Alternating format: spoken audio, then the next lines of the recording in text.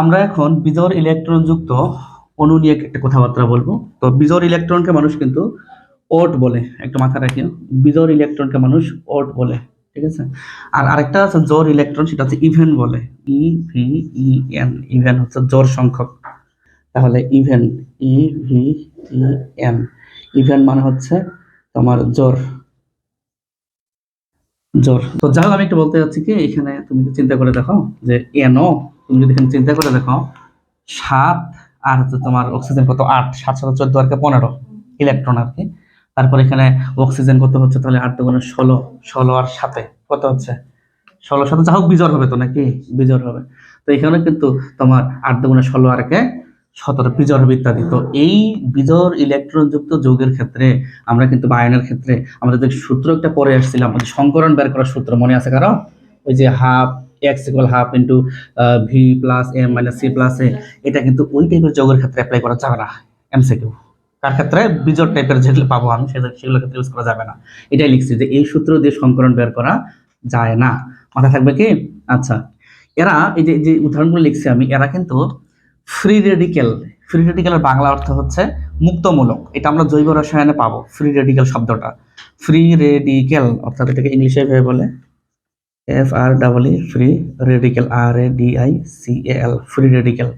Free রেডিক্যালের বাংলা অর্থ কিন্তু মুক্তমূলক, মুক্তমূলক। এটা সম্পর্কে বিস্তারিত আলোচনা জৈব রসায়নে পাবা, এখানে আমরা আলোচনা করব না। তো যাই হোক, তো ফ্রি রেডিক্যাল গুলো কিন্তু তোমার কম স্থায়ী হয়। মূলত এখানে লিখছি আমি FR মানে ফ্রি রেডিক্যালের মতো কম স্থায়ী।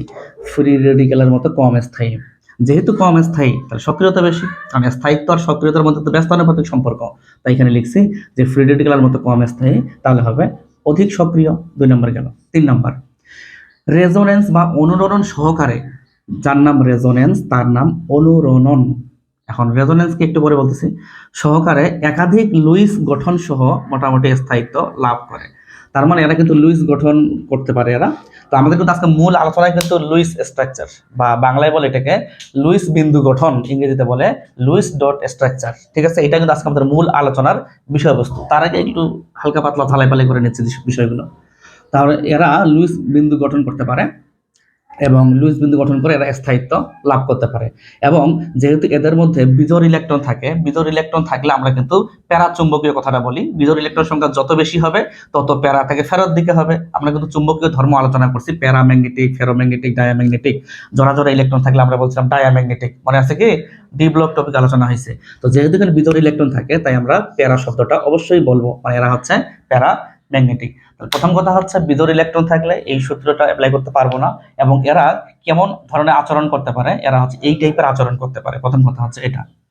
আচ্ছা, তো আমরা কিন্তু লুইস ডট স্ট্রাকচারে যাব বা লুইস বিন্দু গঠনে যাব। তার আগে আমাদের কেন্দ্রীয় মৌল চেনা থাকতে হবে। যদিও বা জানি কেন্দ্রীয় মৌল সম্পর্কে, যে তোমার কি বলে এটাকে, যে যার যোজনী ম্যাক্সিমাম বা যার চারণ সংখ্যা বেশি সেই কেন্দ্রীয় মৌল হয়, ঠিক আছে। কিন্তু আমরা একটু ভিতরে ঢুকবো এবার, হ্যাঁ, আরেকটু গভীরে ঢোকার চেষ্টা করবো। তো গভীরটা কি?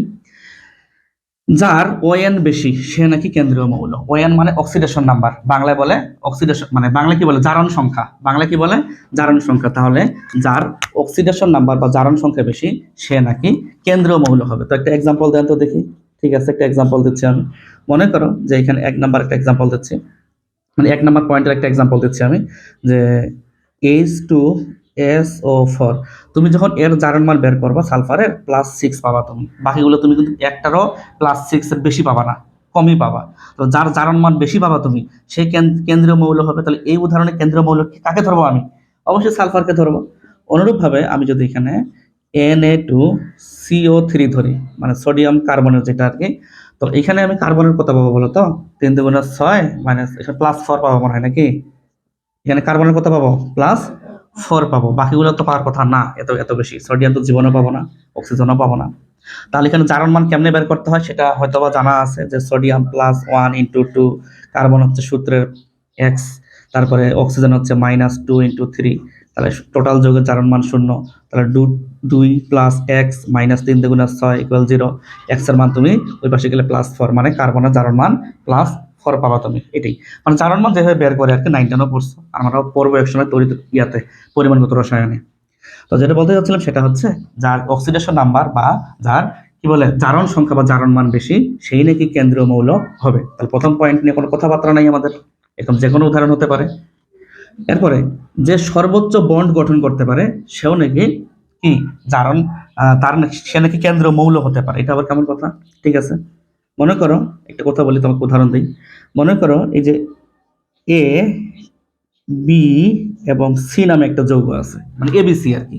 তো ধরে নাও এর স্ট্রাকচারটা হচ্ছে এরকম, জাস্ট এক্সাম্পল ধরে নাও। তো আমার কাছে যেটা মনে হয়েছে, বি একটা বন্ড গঠন করছে, সি একটা বন্ড গঠন করছে, কিন্তু এটা কয়টা বন্ড গঠন করছে? দুইটা। তাহলে এই উদাহরণে কেন্দ্রীয় মৌল কি হবে বলো তো? এই উদাহরণে কেন্দ্রীয় মৌল এ হবে। তাহলে কি বলা হয়েছে? যে সর্বোচ্চ বন্ড গঠন করতে পারে, যে সর্বোচ্চ বন্ড গঠন করতে পারে সেই নাকি কেন্দ্রীয় মৌল। তাহলে এই উদাহরণে এটা হচ্ছে কেন্দ্রীয় মৌল, এই উদাহরণে সালফার কেন্দ্রীয় মৌল, এই উদাহরণে কার্বন কেন্দ্রীয় মৌল। তো নামকের কিছু আছে এখানে না? একটা পরিচিত উদাহরণ দেন তো দেখি। আচ্ছা, পরিচিত উদাহরণ দিচ্ছে, এই যে পানি H2O, আমরা তো জানি পানি এরকম, তাই না? পানি তো এরকম। তো দেখো তো, তো পানির মধ্যে অক্সিজেন তো বেশ কয়েকটা বন্ড তৈরি করছে, একের অধিক নাকি? তাহলে এই উদাহরণে কেন্দ্র বলে তুমি হাইড্রোজেনকে বলবা? কখনোই না। কাকে বলবা? অক্সিজেনকে বলবা। রুলস মোটামুটি হয়ে গেছে। আমরা অনেকভাবেই করতে পারি, মানে এগুলো দিয়ে করা যায় আর কি। কোনটা কোন সূত্রে খাটবে সেটা তো জানি না, এটা কিন্তু প্রথমটার সাথেও মিলে যায়। যেমন দেখো, জারণ মান কিন্তু অক্সিজেনেরই বেশি পাবা হাইড্রোজেনের তুলনায়, তুমি চেক করো আর কি। তো যেটা বলতে চাচ্ছিলাম, যে কোনো একদিক দিয়ে চিন্তা করবা আর কি, মিলাইতে তো হবে জিনিসটা। এরপরে আমি আরেকটা উদাহরণ দিচ্ছি, যে যার ইএন কম, মানে ইলেকট্রোনেগেটিভিটি কম, মানে যার তড়িৎ ঋণাত্মকতার মান কম, সে নাকি কেন্দ্রীয় মৌল হতে পারে। এটা আবার কেমন কথা? দেখান তো একটা উদাহরণ। আচ্ছা, উদাহরণ দেখাচ্ছে একটা। মনে করো যে তোমার এই যে CO2 একটা এক্সাম্পল আছে, হ্যাঁ, CO2, CO2 এই উদাহরণটা দিয়েও কিন্তু তোমার অ্যান্সার তুমি করতে পারো। কেন? কারণ এর তড়িৎ ঋণাত্মকতার মান কিন্তু 2.5, আর অক্সিজেনের তড়িৎ ঋণাত্মকতার মান 3.5। আমরা তড়িৎ ঋণাত্মকতার টপিক এগুলো পরে আসছি। যেহেতু তড়িৎ ঋণাত্মকতার মান কম কার্বনের, তাহলে এই উদাহরণে কার্বনটা হচ্ছে আমার কি কেন্দ্রীয় মৌল।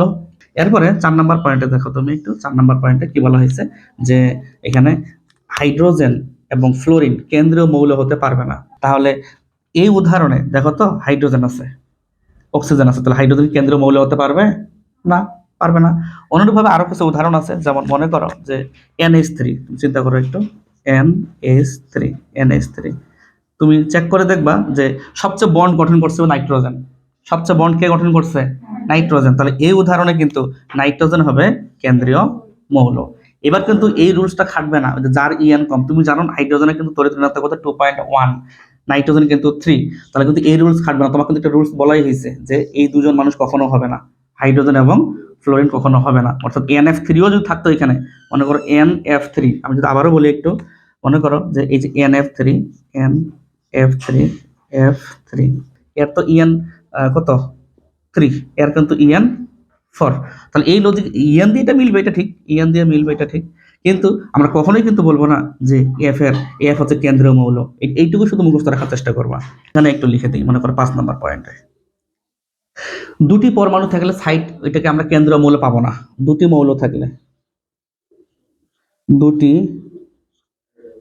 মৌল থাকলে কেন্দ্রীয়, সংক্ষেপে লিখলাম, কেন্দ্রীয় মৌল থাকবে না। ওটাকে সাইড এটম, 500 পরমাণু বলে, সাইড এটম বলে, সাইড এটম বলবো, সাইড এটম বলবো। এটা আবার কেমন কথা? একটা উদাহরণ দেন তো দেখি। আচ্ছা, উদাহরণ দিচ্ছে, মনে করো এখানে CO, এই দুজন মানুষ আছে না এখানে? তাহলে এখানে আমি কেন্দ্রীয় পরমাণু কার্বনকে বলবো না, অক্সিজেনকে বলবো না। তাহলে তোমার কেন্দ্রীয় মৌল হওয়ার প্রিলিমিনারি কন্ডিশন, মিনিমাম কয়টা পরমাণু থাকতে হবে বলো? মিনিমাম 3টা পরমাণু থাকতে হবে। তাহলে আমরা একটু লিখে দেই, মিনিমাম, মিনিমাম 3টি অ্যাটম, পরমাণু, অ্যাটম থাকতে হবে, থাকতে হবে। মোটামুটি কেন্দ্রীয় মৌল চেনার একটা একটা পূর্ণাঙ্গ একটা ধারণা আমরা নিয়ে আসলাম। আমরা তো CO কে বলতে পারবো না কেন্দ্রীয় মৌল, বলতে পারবো কি?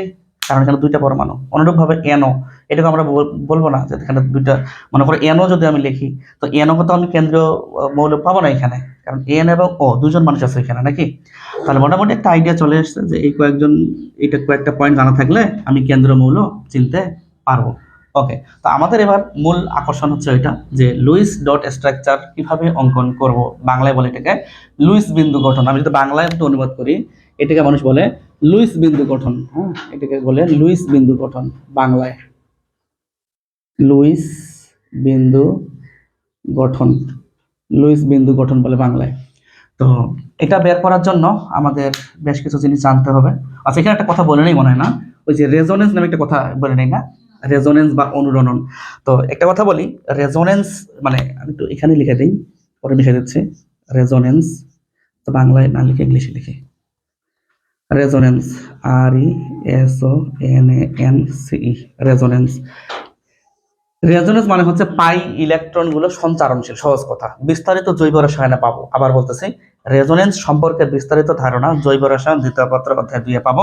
আমি যদি সংক্ষেপে বলতে চাই, পাই ইলেকট্রন এর স্থানান্তর, স্থানান্তর, পাই ইলেকট্রন স্থানান্তর, এটা বিভিন্ন ভাবে হতে পারে। আমি যদি সংক্ষেপে একটু বলি, খালি সংক্ষেপে বলি একটু, আমি তোমাকে একটু বলি হালকা পাতলা।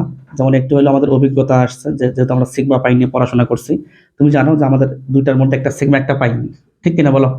তাহলে এই পাই ইলেকট্রন গুলো যদি এইখানে, এই যে দুইটা পাই ইলেকট্রন আছে না, এই দুইটা পাই ইলেকট্রন যদি এইখানে শিফট করে, তাহলে আমার কাছে যেটা মনে হয়েছে সেটা হচ্ছে যে এরকম একটা স্ট্রাকচার হতে পারে। দেখো চেক করে, এই পাই ইলেকট্রন গুলো এখানে আসতে পারে, একটা নতুন বন্ড ক্রিয়েট হবে। এই পাই ইলেকট্রন গুলো এখানে আসলে নতুন একটা বন্ড ক্রিয়েট হবে।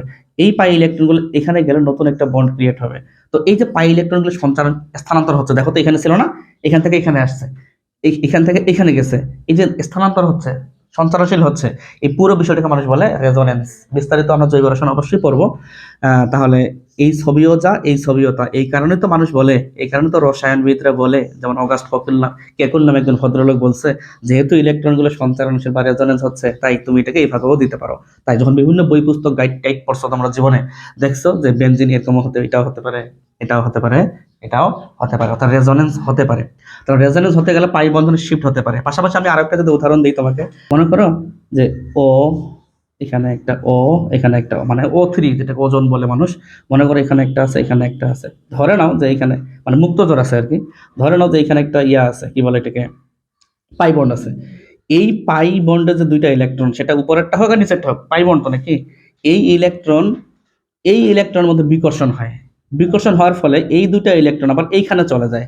এই দুইটা ইলেকট্রন আবার তখন এই যে এই দুইটা ইলেকট্রন এইখানে চলে যায়, এইখানে চলে যায়, এইখানে চলে যায়। আবার এই দুইটা যে পাই ইলেকট্রন আছে, এ আবার বিকর্ষণ করে। এই যে এই দুইটা ইলেকট্রন এই পাই ইলেকট্রনকে বিকর্ষণ করে, তখন আবার আবার পূর্ব অবস্থা ফিরে আসে। আমার কথা হচ্ছে, এই ইলেকট্রনগুলো শিফট করে এখানে আসছে কিনা এটা বলো আগে। এই ইলেকট্রনগুলো এর সাথে মারামারি করে বিকর্ষণ করে এইখানে আসছে কিনা, আসছে, মানে আমাদের তো কথা তো ঠিকই আছে। তাহলে পাই ইলেকট্রন গুলো জায়গার পরিবর্তন হয়ে যেত, স্থানান্তর হয়ে যেত, এই জিনিসটাকেই বলে মানুষ রেজোনেন্স। আমরা পাবো এখানে উদাহরণ পাবো একটা, এখানে পাবো, এখানে আমরা ভালো করে আলোচনা করবো, ঠিক আছে? এখানে ভালো করে আলোচনা করবো। শুধু এইটুকু মাথায় রাখো যে সংক্ষেপে যদি বলি আমি, যে রেজোনেন্স মানে হচ্ছে পাই ইলেকট্রনের স্থানান্তর, জায়গার পরিবর্তন। কথা কি বুঝতে পারছো বাংলা কথা সংক্ষেপে? ওকে, তো আমরা এখন আমাদের পরিচিত যে উদাহরণটা মানে টপিকটা আছে সেখানে যাচ্ছে একটু। তো এখানে কি বলা হয়েছে, এখানে যেটা বলা হয়েছে যে লুইস ডট স্ট্রাকচার অঙ্কন করার বেশ কিছু নিয়ম দিছি আমি। প্রথম কথা, যে প্রথম ধাপ আর কি, টিভিই বের করব, টোটাল ভ্যালেন্স ইলেকট্রন বের করব। টোটাল ভ্যালেন্স ইলেকট্রন বাংলায় মোট যোজ্যতা ইলেকট্রন বের করব। টিভিই বের করব মানে মোট যোজ্যতা ইলেকট্রন বের করব। আচ্ছা, 2 নম্বর পয়েন্ট, যৌগের কেন্দ্রীয় মৌল বের করব। আচ্ছা, আমরা একটা উদাহরণ দিয়ে দিয়ে বিষয়টা ক্লিয়ার করি নাকি? যেহেতু উদাহরণটা আছেই আমাদের, তাহলে আমরা এখানে ব্যাখ্যা ট্যাখ্যা বা যাই বলে না কেন, আমরা এখানে ছবিগুলো আঁকার চেষ্টা করি। তাহলে ছবি এখানে লিখে দিলাম, ছবি, ছবি আঁকি। তো প্রথমে 1 নম্বরের ছবি আঁকি। তো 1 নাম্বার কি বলছে উনি, মিথেন। মিথেন, তো মিথেনের টোটাল ভ্যালেন্স ইলেকট্রন আমি সংক্ষেপে লিখলাম, বুঝে নিও। টোটাল ভ্যালেন্স ইলেকট্রন, কার্বনের যোজ্যতা ইলেকট্রন কত, 4। কার্বনের যোজ্যতা ইলেকট্রন কত, 4। হাইড্রোজেন তো সবার বাইরে একটাই থাকে, তো 4 বুঝে নিও, মানে একটু 4 + 1 × 4 মানে 4ই তো হচ্ছে নাকি, মানে 8 হচ্ছে, 4 4 8। মানে এই যৌগটার মোট যোজ্যতা ইলেকট্রন তুমি 8 পাবা কিনা বলো তো একটু? 8 পাওয়া। প্রথম ধাপের কাহিনী শেষ। দ্বিতীয় নাম্বার ধাপের কাহিনী, যৌগের কেন্দ্রীয় মৌল সিলেক্ট করব। তুমি জানো কেন্দ্রীয় মৌল এখানে কার্বন, তুমি জানো এখানে কেন্দ্রীয় মৌল এখানে কার্বন। কেন? এই যে তুমি জানো যে কেন্দ্রীয় মৌল চেনার উপায় কি, যে সর্বাধিক বন্ড গঠন করে, সর্বাধিক বন্ড গঠন করছে না কার্বনটা, তাহলে কার্বনটা হবে আমাদের কেন্দ্রীয় মৌল। আচ্ছা, হইল। এরপর 3 নম্বর ধাপটা দেখো একটু, কেন্দ্রীয় মৌলের সাথে অন্যান্য মৌলগুলোকে একটি একক বন্ড দ্বারা যুক্ত করব। এটা কিন্তু বন্ড সেটা কোথায়, বিও এনডি বন্ড দ্বারা যুক্ত করব। আবার কেন্দ্রীয় মৌলের সাথে অন্যান্য মৌলগুলোকে একটি একক বন্ড দ্বারা যুক্ত করব। এটা আবার কেমন কথা, একক বন্ড দ্বারা। ওকে, তাকাই একটু, এই যে কেন্দ্রীয় মৌল আর বাকি চারটার মধ্যে হাইড্রোজেন আছে, আছে না? চারটা হাইড্রোজেন, চারটা হাইড্রোজেন একক বন্ড দ্বারা আমি যুক্ত করলাম। এই যে একক বন্ড দ্বারা আমি যুক্ত করলাম। এখন যে ঘটনাটা ঘটবে সেটা হচ্ছে কেন্দ্রীয় মৌলের সাথে মানে কার্বনের সাথে অন্যান্য মৌলগুলোকে মানে এই উদাহরণে হাইড্রোজেনগুলোকে একটি একক বন্ড দ্বারা যুক্ত করব। জি, করছি। এরপরে অবশিষ্ট ভ্যালেন্স ইলেকট্রনকে আমরা একটা অবশিষ্ট খুঁজে বের করি। খরচ, খরচ হলো, খরচ হলো, খরচ হলো টোটাল ছিল কয়টা? 8টা। খরচ কয়টা আছে দেখি একটু।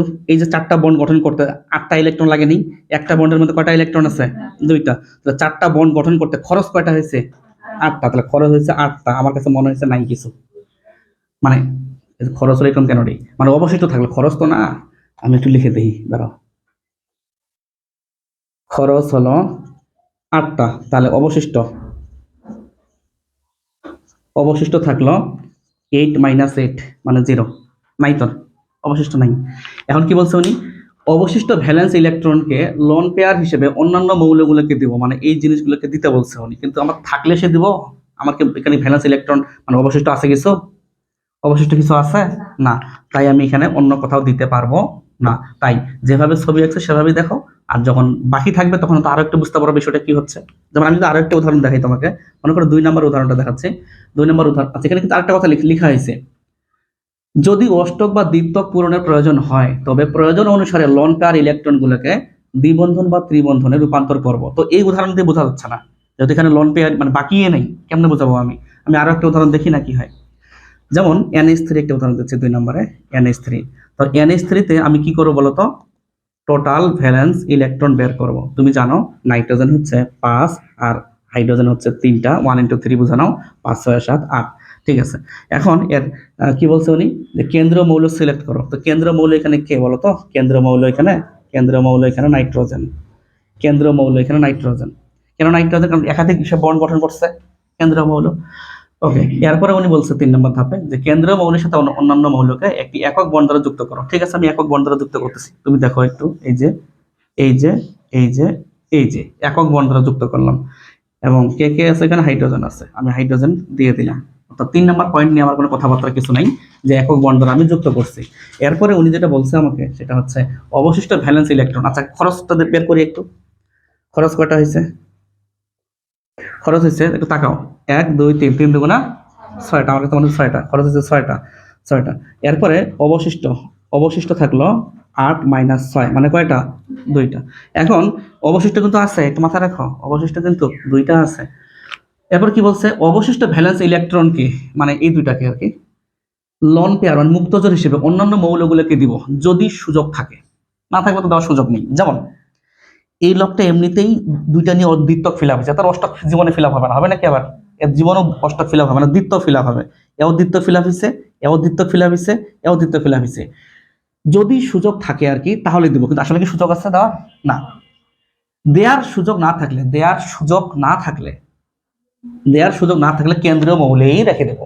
তাহলে আমার কাছে মনে হয়েছে যেটা সেটা হচ্ছে এইখানেই রাখবো, আর কি আর করার। কথাকে বুঝতে পারছো? আচ্ছা, রাখছি।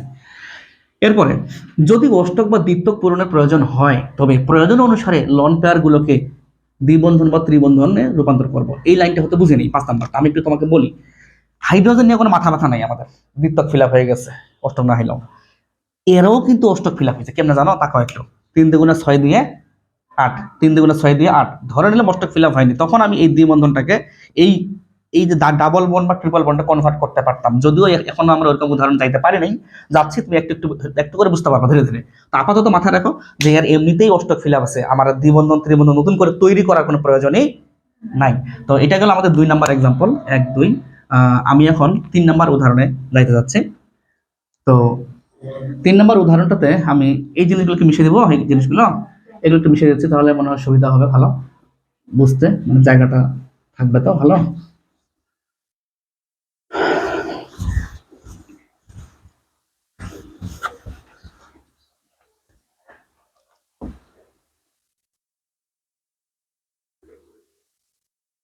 ওকে, তো আমরা এখন 3 নাম্বার উদাহরণে চলে যাচ্ছে। কিন্তু 3 নাম্বারে লিখছি আমি অক্সিজেন O2। তো এইখানে আমরা টোটাল ভ্যালেন্স ইলেকট্রন বের করব। আমার কাছে মনে হয়েছে অক্সিজেন মানে কত? অক্সিজেন মানে 6 সবার বাইরে ভ্যালেন্স ইলেকট্রন। তো 6 দেবো না 12, আমি কিন্তু টোটাল ভ্যালেন্স ইলেকট্রন 12 পাচ্ছি। আচ্ছা, এখন কেন্দ্রীয় মৌল, এখানে তো কেন্দ্রীয় মৌল পাওয়ার একটা 5 সাইট অ্যাটম, এটা O2, দুইটা পরমাণু হলে কি আমরা পাই কেন্দ্রীয় মৌল? না। আচ্ছা, তাহলে এখানে কেন্দ্রীয় মৌল নাই, মনে করো কেন্দ্রীয় মৌল নাই, বুঝে নাও। যেহেতু দুইটা পরমাণু, যেহেতু আহ, যেহেতু দুইটি অ্যাটম এগুলোকে সাইট অ্যাটম বলে, বুঝে নিও। এরপর কি বলা হয়েছে, কেন্দ্রীয় মৌলের সাথে অন্যান্য মৌলকে একটি একক বন্ধন দ্বারা যুক্ত করব। তাহলে এখানে একটা অক্সিজেন দিলাম, এখানে একটা অক্সিজেন দিলাম, একক বন্ধন দ্বারা যুক্ত করলাম, নিয়মের বাইরে যায়নি। এরপরে আমি একটু চেক করে দেখি খরচের ব্যাপার স্যাপারটা একটু আসি, যে টোটাল যদি 12 হয় তাহলে আমার কাছে মনে হয়েছে খরচ হবে, একটা বন্ডের জন্য 2টা ইলেকট্রন খরচ হবে। আমার কাছে মনে হয়েছে অবশিষ্ট থাকবে কয়টা, 12 - 2 মানে হচ্ছে 10, তাহলে অবশিষ্ট থাকবে 10টা। এখন এই 10টাকে আমাকে এইখানে সাজানো উচিত, আমি যেটা দেখতে পাচ্ছি। এখন 10টাকে এখানে সাজাবো কিভাবে, 1 2 3 4, 1 2 3 4, আরো কটা বাকি থাকলো? এখন দুইটা কথাই দেবো, দুইটা এখানে দিলে মন খারাপ করবে, এখানে দিলে মন খারাপ করবে, সমস্যা হয়ে গেল। কারো জন্য মন খারাপ না হয় এই কারণে আমি একটু একটা ইজি করে দিই। সেটা হচ্ছে ওই দুইটা ইলেকট্রন দিয়ে একটা বন্ড তৈরি করে দিলাম। তুমি যখন একটা বন্ড তৈরি করতে কয়টা ইলেকট্রন দরকার হয়? দুইটা। এবার কারো মন খারাপ নেই, সবাই ব্যালেন্স হিসেবেই থাকলো, এও খুশি ও খুশি, দুজনেই খুশি। তাহলে আবারও বলি, 10টার মধ্যে আমাকে ভাগ করে দিতে হবে।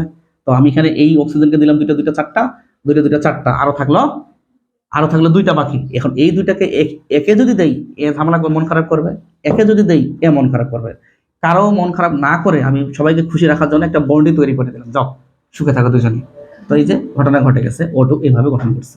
তোমাকে দেখলে এমসিকিউর জন্য কাজে লাগবে, এবং এটা একটা ভালো জিনিস তুমি শিখতেছো তোমার জীবনে, অবশ্যই কাজে লাগবে যখন তুমি বিভিন্ন জায়গায় ভর্তি পরীক্ষা দিতে যাবা, মানে ঠেকবা না কখনো আর কি, ওইটা বলতে যাচ্ছে। সেটা যেখানেই হোক না কেন। 4 নম্বরে চলে আসি আমরা, 4 নম্বর উদাহরণে। তো 4 নম্বর উদাহরণে যেটা বলা হয়েছে CO2, আমরা CO2 নিয়ে কাজ করবো অবশ্যই। তো CO2 এর টোটাল ভ্যালেন্স ইলেকট্রন বের করব। তুমি জানো কার্বন হচ্ছে 4 আর অক্সিজেন হচ্ছে 6, মানে অক্সিজেন 6 × 2, বুঝে নাও আর কি, বুঝতে পারছো? অক্সিজেন দুইটা যে 6 × 2 = 12, 12 কত হয়? 16 হয়, 16 হয়।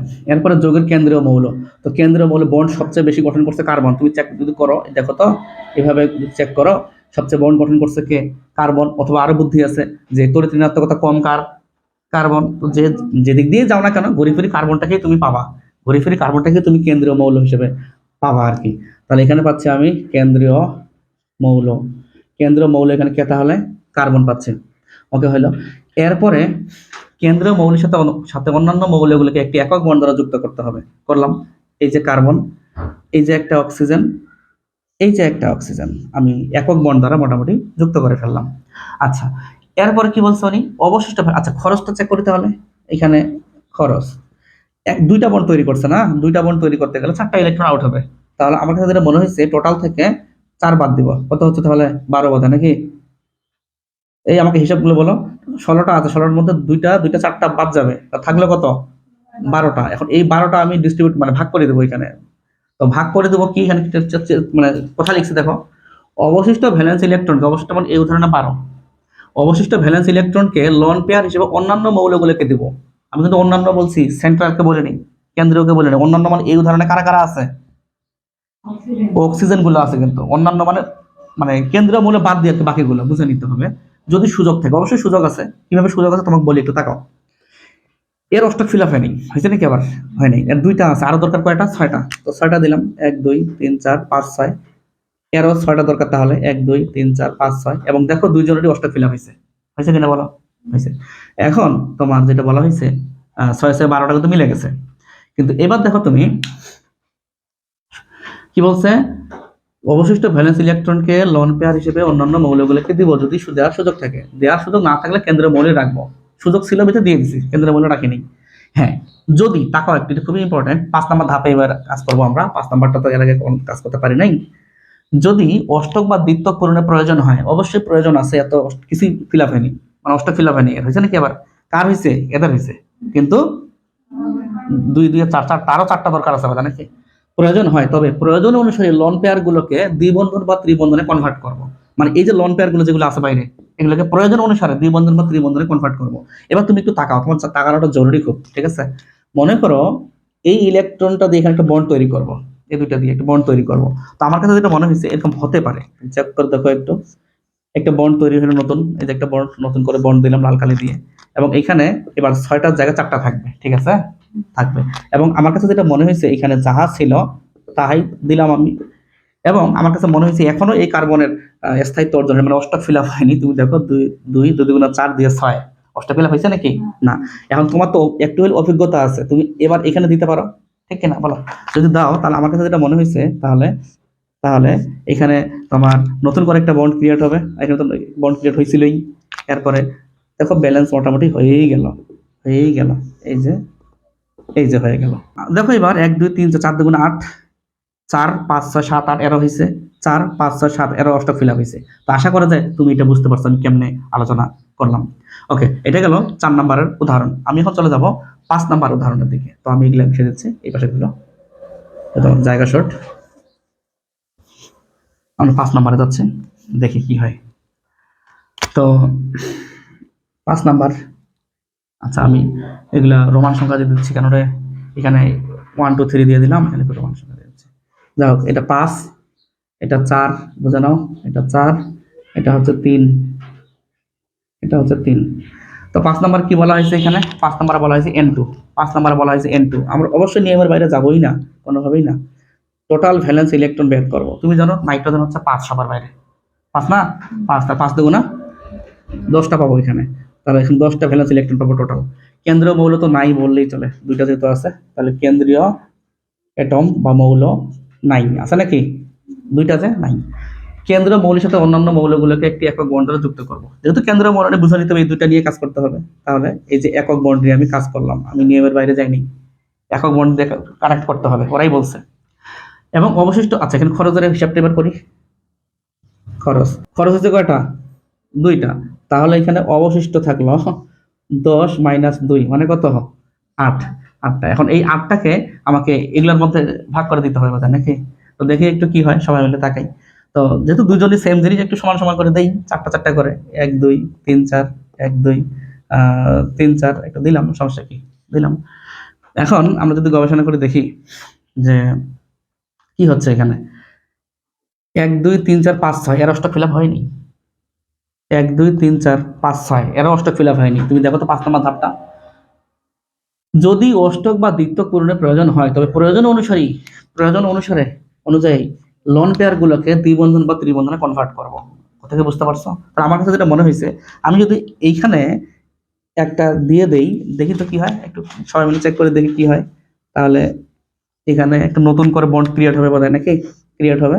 আর এখানে একটা মুক্তজোট থাকলো, একটা তো চলেই গেল পাশে, আর এখানে এই যে দেখো। তবে আমার কাছে মনে হচ্ছে এটা ফিল আপ হইলো, অষ্টক ফিল আপ হইলো, এটা কথা হয় নাই। চেক করে দেখো তো, 4 5 6 7 8 এর হয়েছে, এর 4 5 6 হয় নাই। এখন আমাদের একটু হলে তো অভিজ্ঞতা আল্লাহ দিছে নাকি? এই যে দাঁড়াও, এখন আমি এই জিনিসটাকে এইখানে আনার চেষ্টা করতেছি, তাহলে আমাদের এবার হবে। সবাই মিলে চেক করি কি হয়। এই যে এন, এই যে এই যে এখন নতুন করে, তুমি ভালো করে জানো এটা আগে থেকে ছিল, এটা নতুন করে সৃষ্টি হইলো। দেখো 3 দুগুণে 6 2 8, 3 দুগুণে 6 2 8, মানে লুইস বিন্দু গঠন, এটাই হচ্ছে পারফেক্ট এমসিকিউ। এটা হচ্ছে লুইস বিন্দু গঠন N2 এর। কথা কি বুঝতে পারছো? তো এগুলো না জানা থাকলে একটু সমস্যায় পড়বো ভবিষ্যতে। ওকে, এটা গেল 5 নাম্বারের কাহিনী। আমি একটু 6 নাম্বারের দিকে যাচ্ছি। আমি একটু 6 নাম্বারের দিকে যাচ্ছি, আমি একটু 6 নাম্বারের দিকে যাচ্ছি। তো 6 নাম্বারে যদি যাই তাহলে দেখি কি হয়। কার্বন মনোঅক্সাইড আছে এখানে, কার্বন মনোঅক্সাইড, যেটাকে মানুষ কি বলে, নীরবঘাতক গ্যাস বলে, নীরবঘাতক গ্যাস বলে। তো এখানে টোটাল ভ্যালেন্স ইলেকট্রন আমরা একটু বের করার চেষ্টা করি সবাই মিলে। তো কার্বন হচ্ছে 4, অক্সিজেন হচ্ছে 6, 6 4 10। আচ্ছা, যৌগের কেন্দ্রীয় মৌল নাই, দুজন যে নাকি, দুজন। তাহলে কেন্দ্রীয় মৌল এখানে নাই, দুজন যে সাইড অ্যাটম, এগুলা বুঝে নিও, আমি বারবার লিখবো না, সাইড অ্যাটম দুইটার পাশাপাশি। তো এরপরে কেন্দ্রীয় মৌলের সাথে অন্যান্য মৌলগুলোকে একটি করে একক বন্ড দ্বারা যুক্ত করবো। কেন্দ্রীয় মৌলই তো নেই, তো এই দুজনের মধ্যে একক বন্ড দ্বারা কানেক্ট করে দেবো আমি, একক বন্ড দ্বারা কানেক্ট করে দিলাম। ওকে, দিলাম। এরপরে দেখো অবশিষ্ট ভ্যালেন্স, আচ্ছা খরচটা এবার আবার ঘুরে ফিরি। তাহলে এখানে খরচ 2টা হয়েছে, কথা বলো, খরচ 2টা হয়েছে না? তাহলে অবশিষ্ট থাকবে কত? অবশিষ্ট ছিল বোধহয় কয়টা? 10টা। 10 - 2 মানে 8টা থাকবে। এখন এই 8টাকে আমাকে ব্যালেন্স করে দিতে হবে সব উভয় পাশে। উভয় পাশে ব্যালেন্স করে দেবো, ঠিক আছে। হ্যাঁ, যদি কেন্দ্রীয় পরমাণু থাকতো তাহলে কেন্দ্রীয় পরমাণু ছাড়া বাকিগুলোর দিকে আমি মানে ভাগ টাগ করে দিতাম। যেহেতু কেন্দ্রীয় মৌলই নেই তাহলে দুই পাশে সমান সমান করে দেই না, সমস্যা কি। তো 8টা যদি থাকে তাহলে 1 2 3 4 1 2 3 4 হয়ে গেছে, কিন্তু দিলাম, ঠিক আছে। এই যে যদি সুযোগ থাকে দিয়ে দিলাম। যদি অষ্টক বা দ্বিতীয় পূরণের প্রয়োজন হয়, অবশ্যই প্রয়োজন আছে। 1 2 3 4 5 6 অষ্টক পূরণের দরকার আছে না? 4 2 6 অষ্টক পূরণের দরকার আছে না? প্রয়োজন হয়, তবে প্রয়োজন অনুসারে লোন পেয়ার গুলোকে দ্বিবন্ধন বা ত্রিবন্ধনে বন্ধনে কনভার্ট করব, মানে এইগুলোকে দ্বিবন্ধন বা ত্রিবন্ধনে কনভার্ট করে দেওয়ার চেষ্টা করব। তো দেখি একটু সবাই মিলে কি করা যায়। আমি যদি এটা এইখানে দেই, দেখি তো কি হয়। এই যে কার্বন, এই যে অক্সিজেন, এই যে এই যে এবং নতুন করে একটা বন্ড বাতা ক্রিয়েট হলো এখানে, এটা হয়েছে, এটা বাদা হয়েছে সম্ভবত 1 2 3 4 5 6 7 8, এটা কমপ্লিট হয়েছে, কিন্তু এটা কি আদৌ হয়েছে? 4 2 6 আর অষ্ট ফিল আপ হয়নি। তাহলে আরেকটু গবেষণা করি, আমরা মাথা খাটাই। তো মাথা খাটাবো কি, তুমি একটু হলেও জানো কি করতে হবে, ঠিক কিনা? তাহলে এখন কার্বন আর অক্সিজেন, এই যে একটা দিলাম মুক্তজোর, আর এইটা এখানে থাকলো, এই যে এটা বুঝানো, এখানে দিলাম, বা উপরে যদি দাও উপরে দাও, যেখানে মন চাই দাও, কোনো অসুবিধা নেই। কিন্তু বন্ড তো তোমার এখানে নতুন করে দুইটা ক্রিয়েট হইলোই, লাল কালার গুলো। এবার দেখো তো, আমার কাছে যেটা মনে হয়েছে 3 দুগুণে 6 2 8, 3 দুগুণে 6 2 8, অষ্টক সবাই ফিল আপ হয়েছে। এটাই হচ্ছে কার্বন মনোঅক্সাইডের লুইস বিন্দু গঠন, বাংলায় লুইস বিন্দু গঠন, ইংরেজিতে লুইস ডট স্ট্রাকচার। কথা কি বুঝতে পারছো? তো এটা গেল কত নাম্বার? 6 নাম্বার গেল। আমরা যাচ্ছি এখন 7 number, carbonyl chloride COCl2, COCl2। আমরা এখন 6 নাম্বারে যাচ্ছি।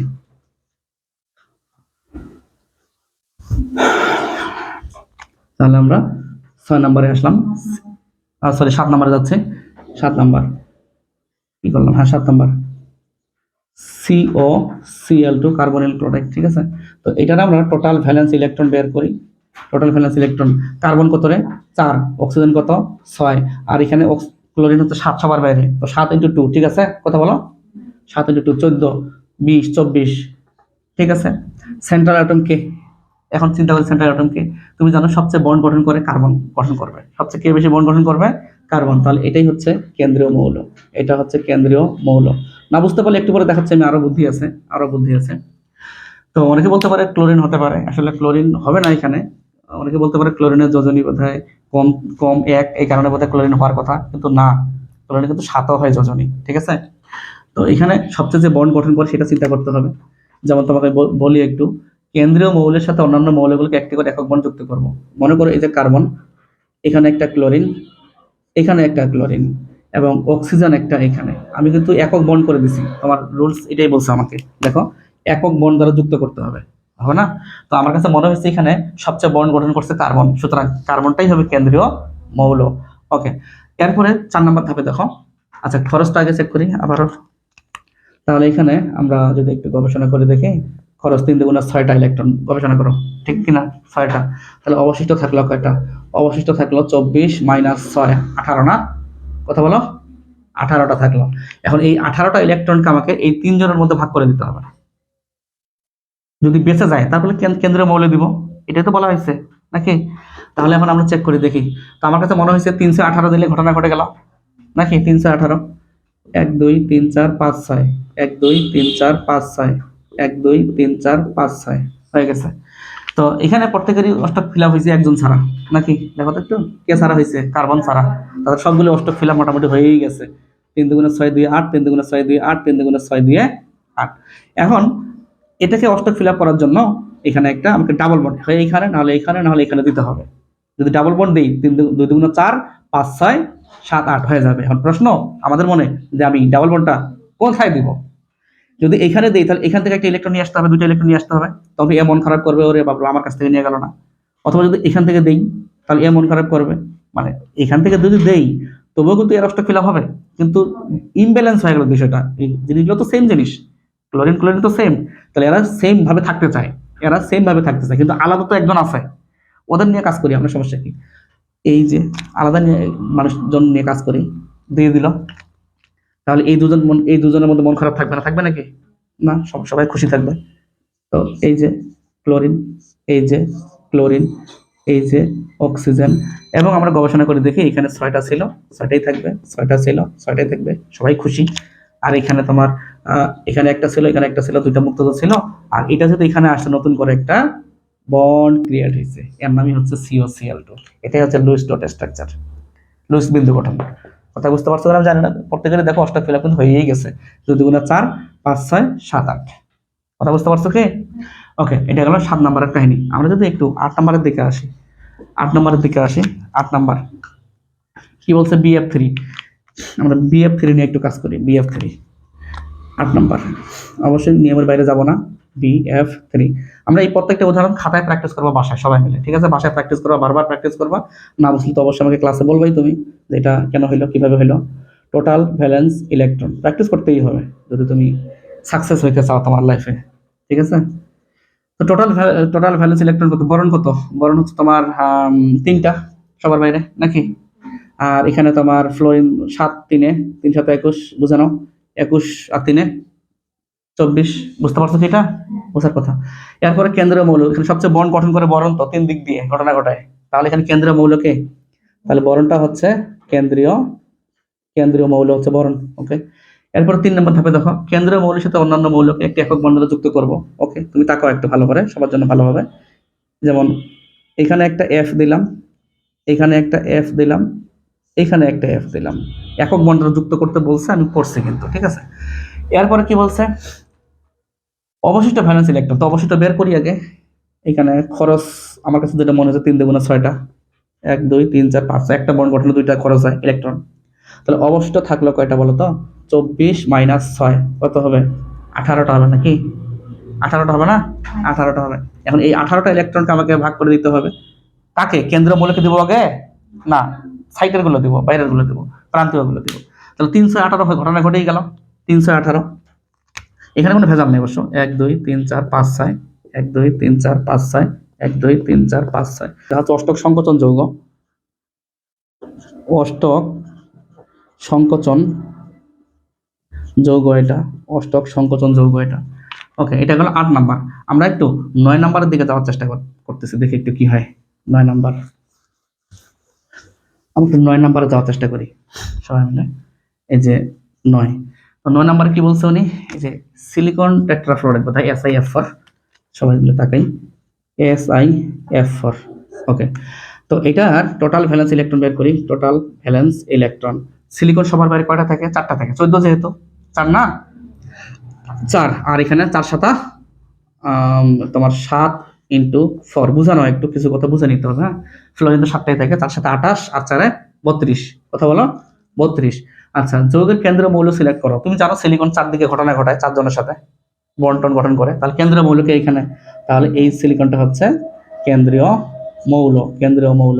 এরপরে কেন্দ্রীয় মৌলের সাথে অন্যান্য মৌলগুলোকে একটা কি একক বন্ড দ্বারা কানেক্ট করে দিব আমি, এবং দিচ্ছিও দেখো। এই যে সিলিকন 1 2 3 4 এবং fluorine F F F F, 4 জনের সাথে কানেক্ট করে দিলাম। এরপরে আমি একটু ওই যে অবশিষ্ট যে ভ্যালেন্স ইলেকট্রনগুলো এগুলো সাজাবো আর কি, কোথায় কোথায় দিব আগে একটু খুঁজে বের করি। তাহলে এখানে খরচ হয়েছে করতে হবে বলো, 4 দেবো না? বলো 1 2 3 4টা বন্ড গঠন করতে 4 2 8টা খরচ হয়নি? এই যে 8টা খরচ হয়েছে, এখানে কিন্তু 8টা খরচ হয়েছে। এখন অবশিষ্ট থাকলো কয়টা বলো তো একটু? 32 - 8, 32 - 8, 8 9 10 12, 24 বোধহয়, 24 না? কথা বলো 24 24। এখন এই 24টাকে আমাকে এখন ভাগ করে দিতে হবে। আগে তো আমি সেন্ট্রাল অ্যাটমিক দিব না, জীবনাও বাইরে প্রান্তীয় গুলো তো দিব। তো 24টা যদি হয় 3 24 না, কত হচ্ছে? 300 না 424, 1 2 3 4 424, 6টা করে দিলে হতে ব্যালেন্স হবে। কথা বুঝো একটু। 6 6 12 12 12 24 ব্যালেন্স হয়ে গেল জিনিসটা, এবং এরও মানে অষ্ট ফিল আপ হয়ে গেল। দেখো একটু 1 2 3 4 5 6, 6 2 8, এর অষ্ট ফিল আপ হয়েছে। তার মানে প্রত্যেকটা যদি 6টা করে দেই, দেখো এরও অষ্ট ফিল আপ হয়েছে, এরও অষ্ট ফিল আপ হয়েছে, এরও অষ্টক ফিল আপ হয়েছে, এবং এখানে 6টা দিলে এরও অষ্ট ফিল আপ হয়েছে। দেখো এখানে কোনো ভেজালই নেই, আমি কোনো ভেজাল পাইনি। এই ভেজাল মনে হচ্ছে এখানে না, এখানে কোনো ভেজালই নেই। হ্যাঁ, যদি বাস্তব সেই ক্ষেত্রে আমরা কোথায় দিতাম বলো তো? এখানে দিতাম, যদি থাকতো এখানে দিতাম আমি। এরপর আমি যদি 10 নম্বরের দিকে যাই, 10 নম্বরের দিকে যাই, তো 10 নম্বর দেখো এখানে কি বলা হয়েছে? সালফার ডাইঅক্সাইড আছে, মানে SO2 আছে। তো অবশ্যই আমরা নিয়মের বাইরে অবশ্যই যাব না। Sulphur dioxide total valence electron বের করতেছি আমি। তো সালফার মানে কত? 6, আর অক্সিজেন মানে কি? 6 × 2, বুঝে নাও। অক্সিজেন মানে কি? সবার বাইরে 6টা আছে না, তো 6 2 12, 12 6 18, 12 6 18। এরপরে কেন্দ্রীয় মৌল সিলেক্ট করতে হবে। তুমি জানো এস হচ্ছে তড়িৎ ঋণাত্মকতা মান কম ওই যে ইয়ার তুলনায়, অক্সিজেনের তুলনায়, তাহলে এস হবে তোমার কি? কেন্দ্রীয় মৌল, কেন্দ্রীয় অ্যাটম, পরমাণু যেটা বলে আর কি, কেন্দ্রীয় মৌল। এরপর 3 নম্বর দেখো, কেন্দ্রীয় মৌলের সাথে অন্যান্য মৌলগুলোকে একটি একক বন্ধন দ্বারা যুক্ত করতে হবে। আচ্ছা, করলাম। এখানে একটা দিলাম, এখানে একটা দিলাম, এখানে একটা দিলাম। এটা একটু মানে এই শেপটাকে বলা হয় ভি শেপ, বা আমি একটু কথা লিখি কোথাও, ভি বা ব্যান্ড, BENT ব্যান্ড শেপ বলা হয় এটাকে। ওই যে আমরা পানি দেখছি না ভি আকৃতির, ওইটাকে ভি বা ব্যান্ড, BENT ব্যান্ড শেপও বলে, আকৃতি ব্যান্ড শেপও বলে। কেন? এটা হচ্ছে এদের মধ্যে একটা রেজোনেন্স হয়, তো এই কারণে আমি সরলরেখা না করে এভাবে দেখাইলাম। ওকে, তো আমি যেটা বলতে যাচ্ছি সেটা হচ্ছে আমাদের একক বন্ড দ্বারা কানেক্ট করতে বলছে, আমি করলাম, একক বন্ড দ্বারা কানেক্ট করলাম। আমি একটু খরচটা যেটা ব্যাপারগুলো লিখি একটু। তো আমার কাছে যেটা মনে হয়েছে যে খরচ 2 দিয়ে 4টা হবে, এবং অবশিষ্ট থাকবে কয়টা? 18, 18 মাইনাস 4 কত হইলো? 14 থাকলো। হ্যাঁ, 14 লিখে দিলাম। এখন এই 14টা ইলেকট্রনকে আমাকে বসাতে হবে তো, নাকি? আগে এই দুইটাতে দেই, বাকি থাকলে এখানে দিব। তো 6 6 12, 6 6 12, বাকি তো থাকবে একটা, একটা মুক্ত জোড় আর কি। তো এখানে দিয়ে দিলাম, সমস্যা কি? দেখো সবাই মিলে, 1 2 3 4 5 6, 1 2 3 4 5 6, 6 6 12, আরো আছে দুইটা না? এই যে ঘটনা ঘটে গেল, ঘটনা ঘটে গেল, কাজ কিন্তু শেষ হয়নি আমার। এখানে একটা ঘটনা ঘটে। ঘটনাটা হচ্ছে যে অষ্টক কিন্তু ফিল আপ হয় নাই, আমার কাছে এটা মনে হয়েছে। তো দেখো চেক করে, এর অষ্টক ফিল আপ হয়েছে 3 দুগুণে 6 দিয়ে 8, 3 দুগুণে 6 দিয়ে 8, 2 দুগুণে 4 দিয়ে 6, 2 দিয়ে 4 দিয়ে 6। এখন এটাকে অষ্টক ফিল আপের জন্য আমি যদি এখান থেকে একটা ইলেকট্রন এইখানে দিই, দেখি তো কি হয়। এখান থেকে যদি একটা দিই, তাহলে আমার কাছে মনে হয়েছে এরকম হতে পারে 1 2 3 4 5 6, আর এখানে হতে পারে এরকম 1 2 3 4। এখানে একটা নতুন বন্ড ক্রিয়েট হতে পারে, দেখি একটু কি হয়। দেখি অষ্টক ফিল আপ সবার হচ্ছে কিনা। 1 2 3 4, 4 4 8, 4 5 6 7 8, এরও হয়েছে, এরও কিন্তু মোটামুটি হয়ে গেছে। এখন এখানে একটা কাহিনী আছে। কাহিনীটা কি? এই ইলেকট্রন আর এই পাই বন্ডের ইলেকট্রনের মধ্যে একটা বিকর্ষণ হবে, বিকর্ষণ হবে। ইলেকট্রন ইলেকট্রনকে কি করে? বিকর্ষণ করবে। এই বিকর্ষণের ফলে এই ছবিটা আমি একটু এইদিকে দেখাচ্ছি তোমাকে, তখন ঘটনাটা একটু পাল্টে যায়, তখন ঘটনাটা একটু পাল্টে যায়। আমাদের এই ইলেকট্রনগুলো থাকবে এখানে, এই দুটো ইলেকট্রন এখানে থাকবে, ঠিক আছে। এই বন্ডটা এবার বিকর্ষণ করার কারণে পাশের বন্ডে চলে যায়, চলে গেল, মানে পাই ইলেকট্রনগুলো এখানে চলে গেল, ওইটা বুঝাচ্ছি আমি। একটু লাল কালি দিয়ে দেখাই। পাই ইলেকট্রনগুলো বিকর্ষণের কারণে এই পাশে চলে গেল। তুমি খালি বলবা যে এদের মধ্যে রেজোনেন্স হবে, শেষ। রেজোনেন্স হবে, RESONANC, রেজোনেন্স হবে। আমাদের যদি বলে যে কোন যৌগটার মধ্যে রেজোনেন্স হবে, তখন হবে এটা। মানে কয়েকটা উদাহরণ মনে রাখতে হবে আর কি, তার মধ্যে এটা একটা মাথা রাখবা যে SO2 এর মধ্যে রেজোনেন্স হতে পারে। এবং রেজোনেন্স কেন হয়? এই যে পাই বন্ধনগুলো শিফট করতে পারে, এখান থেকে এখানে শিফট হতে পারে। আবার বলতেছি পাই বন্ধনগুলো এখানে শিফট হতে পারে, এই ইলেকট্রন বিকর্ষণ করতে পারে, অর্থাৎ এগুলো তখন এখানে যেতে পারে, এক কথা শিফট হতে পারে। আর প্রত্যেকেরই কিন্তু মোটামুটি অষ্টক ফিল আপ হয়ে গেছে। তো এরপরে আমি যাচ্ছি এরপরের অংশে, 11 নম্বরের উদাহরণে যাচ্ছি। 11 নম্বর উদাহরণে যাবো এখন আমি। শুধু মাথা রাখবা SO2 এর মধ্যে রেজোনেন্স হয়, শেষ। তো 11 নম্বরে কি বলছে? 11 নম্বর যেটা বলা হয়েছে সেটা হচ্ছে এরকম যে O3 মানে ওজন আর কি, ওজন। 11 নম্বরে হচ্ছে O3 মানে ওজন। তো এখানে আমরা টোটাল ভ্যালেন্স ইলেকট্রন বের করব। টোটাল ভ্যালেন্স ইলেকট্রন মানে কত? 6 × 3, বুঝে নাও, 6 × 3 3 6 18টা। তো এখন কেন্দ্রীয় মৌল খুঁজে বের করবো। তো আমরা বলছিলাম যে মিনিমাম 3 জন লাগবে কেন্দ্রীয় মৌল হতে গেলে, লিখছিলাম এখানে, মিশিয়ে দিছি। মিনিমাম 3 জন হতে হবে না? তো 3 জনই তো আছে বোধহয়। তো এই 3 জন মানুষ মিলে একটা একটা ব্যান্ড আকৃতির গঠন তৈরি করে ওরা। মানে ব্যান্ডটা হচ্ছে এরকম, বলি এই যে এইরকম এইরকম এইরকম একটা ব্যান্ড আকৃতির গঠন এরা তৈরি করে, এরকম করে, এরকম করে তৈরি করে। তো যেহেতু আমার কাছে মনে হয়েছে যে এই লোকটা, এই অক্সিজেনটা 2টা অক্সিজেনের সাথে কানেক্ট আছে, এটা কিন্তু একটার সাথে কানেক্ট আছে, তাহলে আমার কাছে মনে হচ্ছে 3 জনের মধ্যে কে কেন্দ্রীয় মৌল হবে বলো তো একটু আমাকে। এটা হবে কেন্দ্রীয় অ্যাটম, এটা হবে কেন্দ্রীয়, এটা হবে কেন্দ্রীয় মৌল, এটা হবে কেন্দ্রীয় মৌল আমার কাছে মনে হয়েছে। আচ্ছা, আমরা একটু খরচের ব্যাপারগুলো তুলে ধরি একটু। খরচ আমার কাছে মনে হয়েছে 1 2 2 দিয়ে 4, 4টা খরচ হবে, 4টা খরচ হবে না? 4টা খরচ হবে। তাহলে অবশিষ্ট থাকলো কয়টা? অবশিষ্ট থাকলো 18 মাইনাস 4, কত হইলো? 14 না কত? 14টা থাকলো। তো কত করে দেবো? 3 4 12, 3 5 15 দিলে তো হয় না, 4 করে যেতে পারে বোধহয়। 4 করে দেখি কি হয়। 1 2 3 4, 1 2 3 4, 1 2 3 4 দিলাম। তো এখানে সেম সেম পরমাণু আছে, তো এই কারণে আমি একটু মানে ব্যালেন্স করে দিলাম তিনজনকেই। আরো দুইটা আছে, এখন এই দুইটা দিব কোথায়? সমস্যা তো হচ্ছে এখানে দিলে আর ঝামেলা হবে, দিবই না কোথাও। একটা ঘটনা ঘটাই দিব। ঘটনাটা হচ্ছে কি, একটা বন্ডে বানাই দিব, একটা বন্ড বানাই দিব, একটা বন্ড বানাই দিব। এই ইলেকট্রন গুলো একে বিকর্ষণ করবে, বিকর্ষণ করে, মানে তুমি বাংলায় লিখে দিতে পারো রেজোনেন্স হবে, তারপরে যদি মন চায় তো লিখবে, না আগে নাই, দরকার নেই।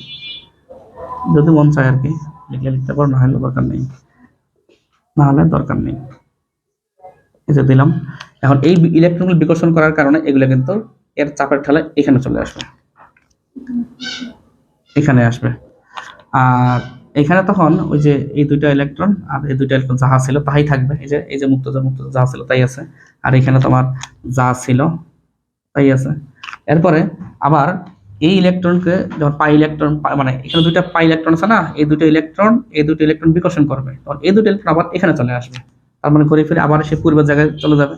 মানে এই জিনিসটাকে বলতে রেজোনেন্স, মানে পাই রেজোনেন্স মানে পাই ইলেকট্রন গুলো নড়াচড়া, স্থানান্তর, নড়াচড়া যে যেটা বলে আর কি, নড়াচড়া বা স্থানান্তর।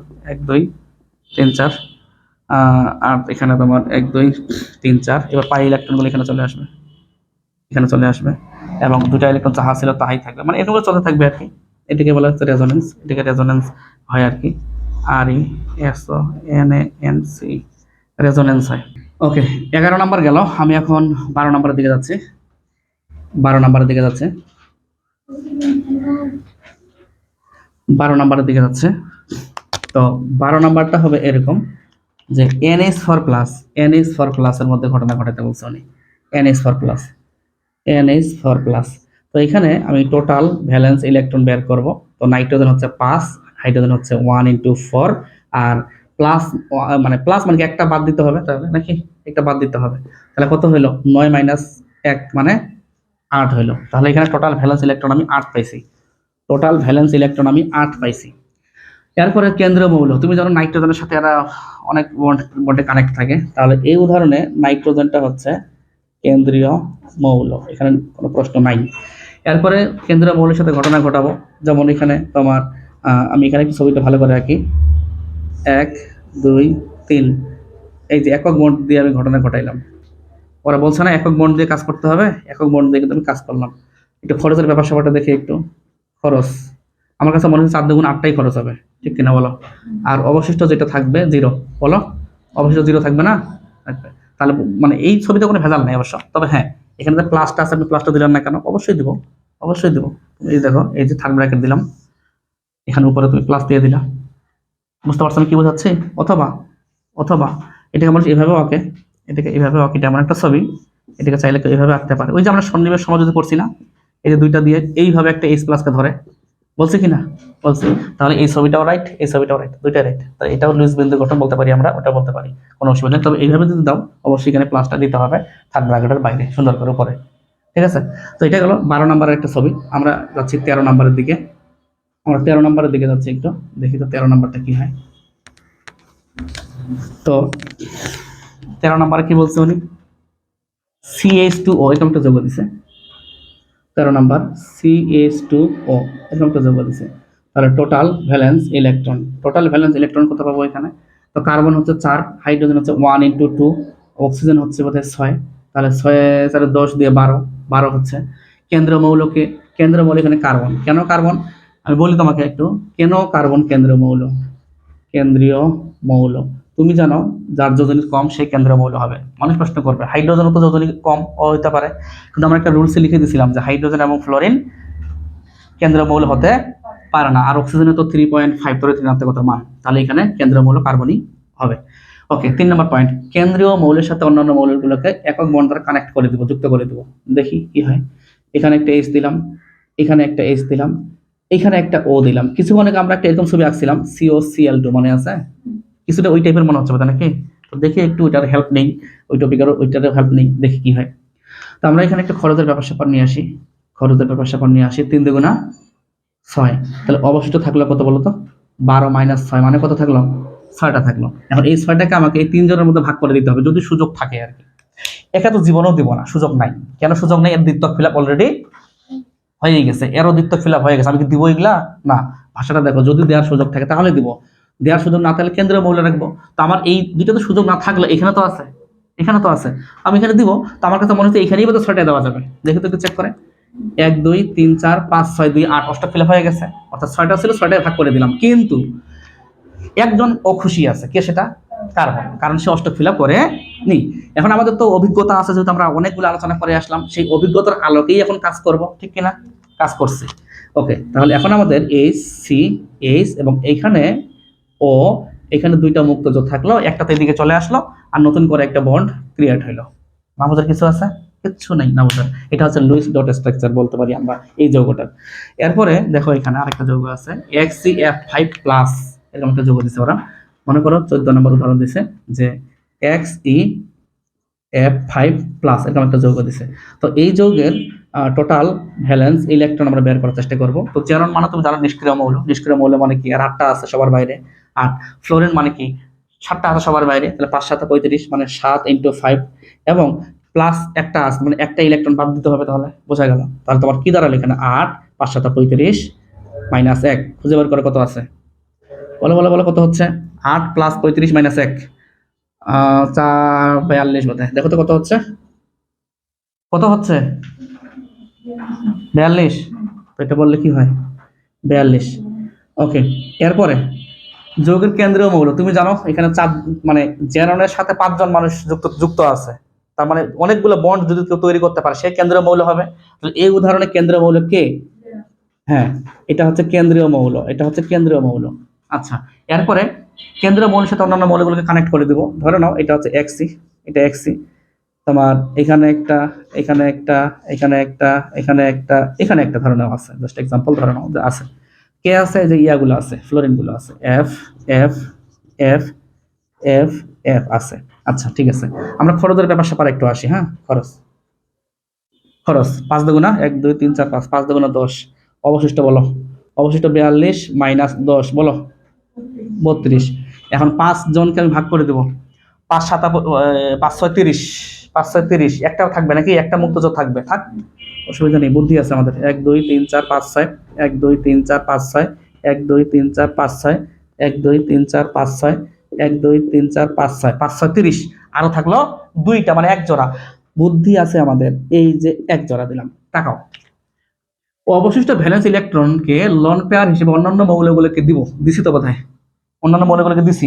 যদি দেওয়ার সুযোগ না থাকলে কেন্দ্রীয় মৌলেই রাখবো, বাস বাস বেঁচে গেছে তো, এই যে রাখছে এখানে। শেষ, এখন শেষ বলতে কি, যে প্লাস আছে না একটা, তো আমাদের তো অভিজ্ঞতা আছে, অভিজ্ঞতা তো আছে একটু হইলো। তাহলে এই যে থার্ড ব্র্যাকেট দিলাম, এই যে থার্ড ব্র্যাকেট দিলাম, এই যে ঘটনা ঘটাই দিলাম। কথা বুঝতে পারছো? এটা হচ্ছে লুইস ডট স্ট্রাকচার, এভাবে তোমাকে আঁকতে হবে। এটা হলো 14 নাম্বার। আমরা একটু 15 নাম্বারের দিকে যাচ্ছি, আমরা একটু 15 নাম্বারের দিকে যাওয়ার চেষ্টা করতেছি, দেখি কি হয়। 15 নাম্বার, তো 15 নাম্বারে যেটা বলা হয়েছে NO3 মাইনাস, দেখি একটু কি হয়। NO3 minus, 15 number NO3 minus, NO3 minus. তো এইখানে total valence electron, total valence electron বলো, নাইট্রোজেন হচ্ছে 5, অক্সিজেন হচ্ছে 6 × 3, 6 × 3, 6 × 3, এবং মাইনাস মানে কি একটা নতুন করে অ্যাড করে দিতে হবে। তাহলে এখন কত দাঁড়াচ্ছে এখানে? এখানে কত দাঁড়াচ্ছে? 18 19 24, 24 দাঁড়াচ্ছে। আচ্ছা, কেন্দ্রীয় মৌল তুমি জানো এন এর সাথে 3 জন মানুষ যুক্ত হয়ে আছে, তাহলে কেন্দ্রীয় মৌল এখানে কে? নাইট্রোজেন, তাহলে এটা হচ্ছে কেন্দ্রীয় মৌল। এবং অন্যগুলোর সাথে আমরা কানেক্ট করে দেওয়ার চেষ্টা করবো, এখন কানেক্ট করে দেওয়ার চেষ্টা করবো, দেখি কি হয়। এন, মনে করো যে আর কি আছে, কোথায় গেল ওটা, এটা না, হ্যাঁ। তাহলে এখানে মনে করো যে ও আছে, একটা দিলাম, এখানে একটা ও দিলাম, এখানে মনে করো একটা ও দিলাম, সমস্যা নেই। তো একটু খরচের ব্যাপার স্যাপারটাতে একটু আসি। খরচ 3 দুগুণা 6, অবশিষ্ট থাকলো কয়টা? 24 - 6 মানে 18টা। এখন 18টা একটু ভাগটা করে দিই, তো সহজ বোধ হয় 318 নাকি? 318, 1 2 3 4 5 6, 1 2 3 4 5 6, 1 2 3 4 5 6। আচ্ছা, সবাই তো খুশি, কিন্তু এখানে তো একজনও খুশি আছে। এখন এই ক্ষেত্রে কি করব বলো দেখি। এই ক্ষেত্রে তোমার যে উদাহরণটা দিতে হয় সেটা হচ্ছে কেন্দ্রীয় মৌলকে যে কোনো একটা অক্সিজেন থেকে দিতে হবে। এই এই উদাহরণটার ক্ষেত্রে, এই যে NO3 মাইনাসের ক্ষেত্রে কেন্দ্রীয় পরমাণুটাকে অষ্টক ফিল আপ করাইতে হবে। কারণ অষ্টক ফিল আপ যে কোনো একদিক দিয়ে করা যায়। তো কোন দিক দিয়ে করবো? এদিক দিয়ে করি, মনে করো এদিক দিয়ে করি, এদিক দিয়ে যদি করি তাহলে ছবিটা বোধহয় এরকম দাঁড়াবে। দেখে একটু, ও ও ও, তাহলে এখানে একটা নতুন করে বন্ড ক্রিয়েট দিতে হয়, তাহলে কি হবে 4 5 7 8, তাহলে এখানে কি কি থাকলো, এখানে থাকলো কয়েকটা উদাহরণ আছে, একটু মনে রাখতে হয় আর কি, কিছু করার নেই, এগুলো এরকমই এরকমই একটু, সরি সরি সরি, এখানে থাকবে, এটা মিশে যাবে। হ্যাঁ, এরকম হচ্ছে, দেখো তো একটু 4 5 7 8, 4 5 7 এরো হয়েছে নাকি? তাহলে এটা কি হবে এখানে, এই যে বুঝতে পারছো একটু হলে বোধহয়, কোথায় গেল নাকি, মাইনাস করে দিলাম, উত্তর শেষ এভাবে তুমি করতে পারো। আমরা যাচ্ছি এরপরে ইয়াতে 16 নম্বরে, 16 নম্বর, 16 নম্বর উদাহরণ হচ্ছে, তো 16 নম্বর উদাহরণটাতে সময় লাগবে না। BeCl2 beryllium chloride, BeCl2 beryllium chloride, এখানে টোটাল ভ্যালেন্স ইলেকট্রন, তুমি জানো বেরিলিয়াম সবার বাইরে 2টা থাকে, আর ক্লোরিন 7টা করে থাকে, 7 × 2 14, আর 16 বোধ হচ্ছে, তাহলে 7 × 14 দিয়ে 16, ঠিক আছে না? ঠিক আছে, তো কেন্দ্রীয় মৌলকে বেরিলিয়াম, কেন বেরিলিয়াম 2টা ক্লোরিনের সাথে যুক্ত থাকে, তাহলে এটা হবে বেরিলিয়ামটা হবে কেন্দ্রীয় মৌল, কেন্দ্রীয় কেন্দ্রীয় মৌল। এরপরে অন্যান্য মৌলের সাথে একক বন্ধন যুক্ত থাকতে হবে, ঠিক আছে? এই যে বেরিলিয়াম, এই যে একটা ক্লোরিন, এই যে একটা ক্লোরিন, একক বন্ড দ্বারা যুক্ত থাকলো। এরপরে উনি কি বলছে, খরচের ব্যাপার স্যাপারটা, খরচ হচ্ছে 1 1 2 2টা, 2 2 4টা, তাহলে অবশিষ্ট থাকলো 16 - 4, 12 বোধ হয়, 12টা। এখন এই 12টা দুজন মধ্যে ভাগ করে দেবো, দুজন মানে যে বাইরের যেগুলো প্রান্তীয় যেগুলো, 6 2 12, 1 2 3 4 5 6, 1 2 3 4 5 6, মোটামুটি 12টা হয়ে গেছে। এরপরে 17 নম্বর, 17 কি আছে, HCN আছে, 17 আছে HCN। তো HCNটা যদি থাকে তাহলে আমরা যেটা কাজ করতে পারি সেটা হচ্ছে HCN লিখে দিলাম, HCN। তো এখানে টোটাল ভ্যালেন্স ইলেকট্রন পাবো আমি 1 + 4 + 5, গবেষণা করো। 1 মানে হাইড্রোজেন, কার্বন মানে 4, নাইট্রোজেন মানে সবার বাইরে 5 আছে, 4 5 এ 9 আর কে 10টা পাচ্ছি আমি। এরপরে এখানে কেন্দ্রীয় মৌলকে, তাহলে কেন্দ্রীয় মৌল জীবাণু H হবে না, আর কার্বন হচ্ছে 2.5, আর নাইট্রোজেন হচ্ছে 3, তাহলে তড়িৎ ঋণাত্মকতা কম কার, এই দুইজনের মধ্যে কার্বনের। তাহলে এই উদাহরণ অনুযায়ী কার্বন হচ্ছে কেন্দ্রীয় মৌল। তো এরপরে আমাদের একক বন্ধন দ্বারা কানেক্ট করতে হবে, এখানে একটা N দিলাম, এখানে একটা আমি H দিলাম, একক বন্ধন দ্বারা কানেক্ট করলাম। এখন খরচের ব্যাপার স্যাপারে আসে একটু, খরচ এখানে 2টা বন্ড আছে, 2 2 4টা খরচ হচ্ছে, অবশিষ্ট থাকলে 10 - 4 মানে 6টা। এখন 6টাকে আমি সাজাইতে হবে, তো পাশের মৌল দ্বারা কানেক্ট করে দিব, পাশের মৌল দিয়ে দিব আমি। পাশের মৌল বলতে কি, এটা আর এটা তুমি জীবাণু দিব না, কেন এর দ্বিতীয় ফিল অলরেডি হয়েই গেছে, তার কথায় বাকি আছে আর এখানে দিতে হবে 1 2 3 4 5 6, এখানে তো কোনো বুদ্ধি নেই আছে নাকি, না। এরপরে এর দ্বিতীয় ফিলাফিস এর অষ্ট ফিলাফিস, এর কিন্তু ঘটনা কিছু এখনো ঘটে নেই। এই কারণে যে ঘটনাটা ঘটবে সেটা হচ্ছে, এইখানে একটা তুমি ইলেকট্রন দিবা, এক জোড়া দিবা, দেখো দেওয়ার পরে কি হয়, কার্বন, এখানে N, এখানে 2টা মুক্ত জোড়, আর এখানে নতুন করে একটা বন্ড ক্রিয়েট হইলো। আমার কাছে মনে হচ্ছে এবারও আমি সাকসেস হইতে পারিনি, কেন এর অষ্ট ফিলাপ হইলেও এর কিন্তু এখনো হয়নি, 3 2 এই 2 2 4 দিয়ে 6 হয়নি। এরপরে আমাদের আরেকটু অভিজ্ঞতা কাজে লাগাই, এখানে দিয়ে একটু দেখি তো কি হয়। তাহলে এবার HC, এখানে ট্রিপল বন্ড পাচ্ছি আমি, এবং এখানে একটা মুক্তজোড় পাচ্ছি। ট্রিপল বন্ড মানে ওই যে এই যে, এবার কিন্তু মোটামুটি সবাই খুশি, মোটামুটি দ্বিতীয় অষ্টক, এরও অষ্টক ফিল আপ হয়েছে, 3 2 6 2 8, অষ্টক ফিল আপ হয় নাকি, অষ্টক ফিল আপ হয়েছে। তো এইভাবে তুমি এই যে 17 নাম্বারটা আঁকতে পারো, এভাবে তুমি 17 নাম্বারটা আঁকতে পারো। এরপরে আমাদের আছে ওই যে কি বলে 18 নাম্বারটা, 18 নাম্বারটা আছে। তো 18 নাম্বারটা যদি করতে চাও, টোটাল ভ্যালেন্স ইলেকট্রন বের করি। নাইট্রোজেন বোধ হয় তোমার 5, আর অক্সিজেন হচ্ছে 6 × 2, 6 2 12, 12 5 17 হলো বোধ হয় নাকি 17। এটার স্ট্রাকচারটা হবে এরকম যে এখানে একটা ও দিলাম, এখানে একটা ও দিলাম, এই। তাহলে খরচ এখানে যেটা হবে, 4টা হবে, তাহলে খরচ হবে 4, তাহলে অবশিষ্ট থাকলো এখানে 17 - 4 কত হয়, 13টা হলো।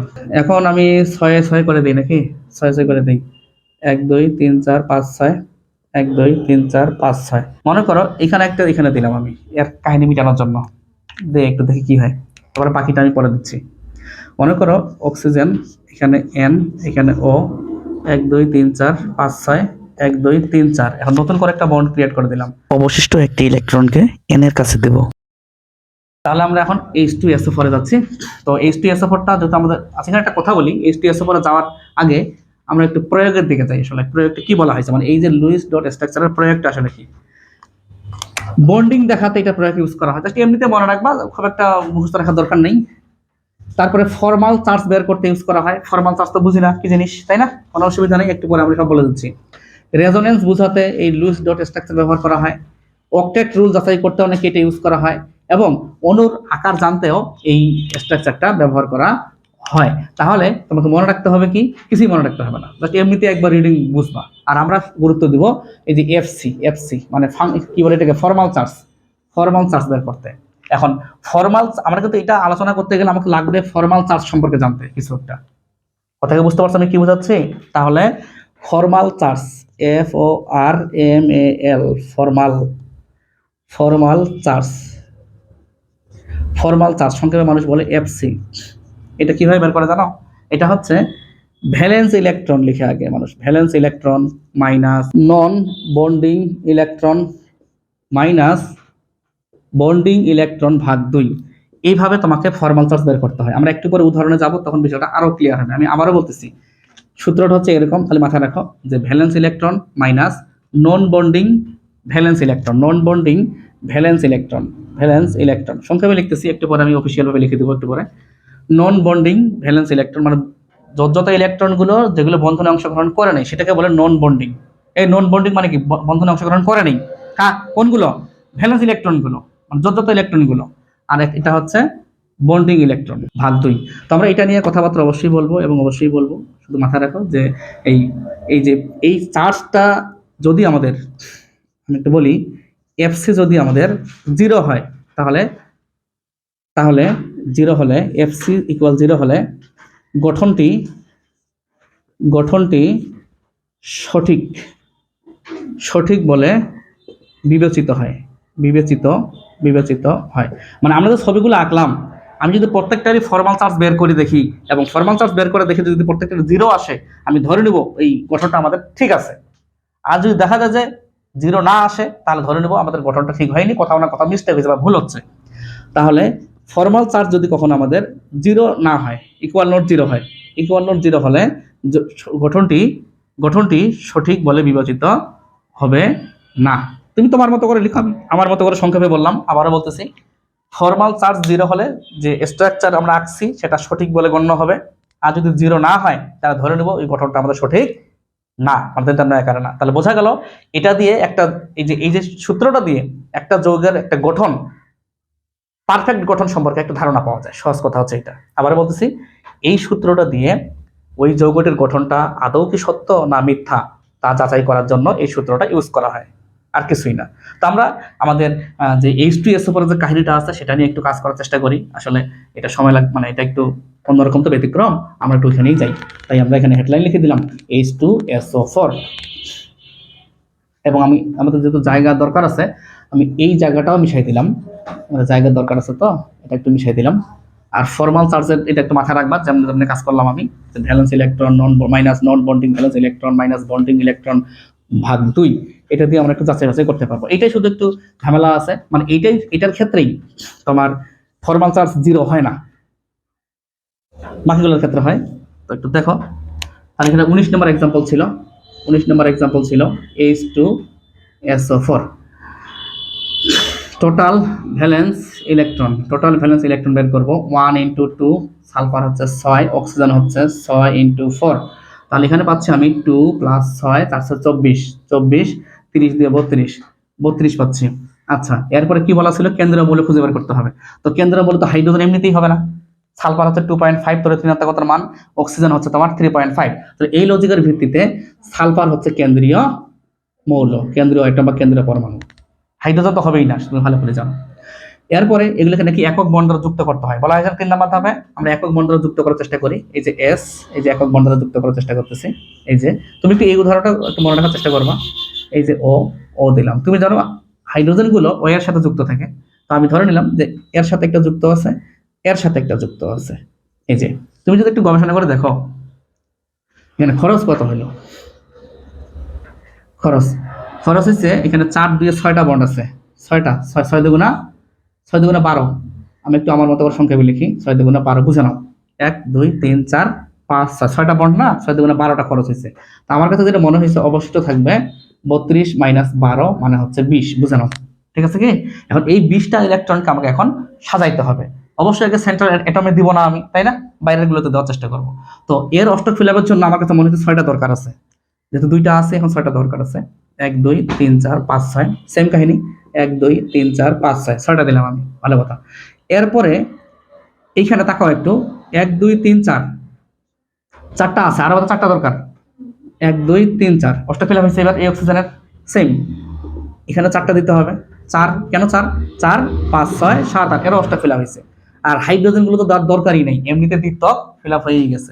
আমরা এবার গবেষণা করে দেখি 6 6 12 আর 4 4 8, 20টা হয়েছে না? তাহলে মনে হচ্ছে এটা পারফেক্ট উত্তর। এটা পারফেক্ট উত্তর, পারফেক্ট স্ট্রাকচার ঠিক আছে বোধহয়। এখন স্ট্রাকচার ঠিক আছে কিনা কোন সূত্র সাহায্যে আমি যাচাই করব? ফরমাল চার্জের সূত্র দ্বারা। এটা দিয়ে যদি শূন্য আসে রেজাল্ট, তাহলে মনে করো আসলেই পারফেক্ট। আর যদি শূন্য না আসে, পারফেক্ট না। শূন্য বলতে কি? শূন্য বলতে বোঝাচ্ছি আমি প্রত্যেকটা এটমেরই কিন্তু ওই যে প্রত্যেকটা পরমাণু যেগুলো আছে, এস বলো, ও বলো, এস বলো, প্রত্যেকটারই কিন্তু ফরমাল চার্জ শূন্য আসতে হবে। প্রমাণ দেখাচ্ছি এখন আমি। তোমার মনে করো যে এই সালফারের আমি এফসি বের করব। এফসি তো আমাদের সূত্র কি ছিল? আমি একটু সংক্ষেপে একটু এখানে লিখে দিই। হ্যাঁ, এফসি এর সূত্রটা লিখে দিই। প্রথমে ভ্যালেন্স ইলেকট্রন সংক্ষেপে লিখে দিচ্ছি, minus non bonding valence electron minus bonding electron ভাগ 2, সংক্ষেপে লিখলাম, তুমি একটু বুঝে নিও। আচ্ছা, তো আমি কার বের করতেছি বলো তোরে? এস এর বের করতেছি। কার বের করতেছি? এস এর বের করতেছি। এই এস কিন্তু তীর চিহ্ন দিয়ে দেখাইলাম, তাহলে আর লিখতে হচ্ছে না। এখন সবাই মিলে গবেষণা করি, দেখি তো কি হয়। এই সালফারের যোজ্যতা ইলেকট্রন কত? 6, কথা বলো। সালফারের যোজ্যতা ইলেকট্রন কত? 6, সবাই জানে। ভ্যালেন্স ইলেকট্রন লিখছি, minus non bonding valence electron. এটা আবার কেমন কথা? একটু বুঝান তো। বুঝাচ্ছি। আমাদের 6টার মধ্যে এই লোকটা এর সাথে একটা বন্ধনে অংশগ্রহণ করছে, এর সাথে একটা করছে, এর সাথে একটা করছে, এর সাথে একটা করছে, বাকিগুলো তো অক্সিজেনের। বুঝে নাও, বুঝে নাও কিছু কথা। 2টার মধ্যে একটা কার? একটা এইটার নাকি?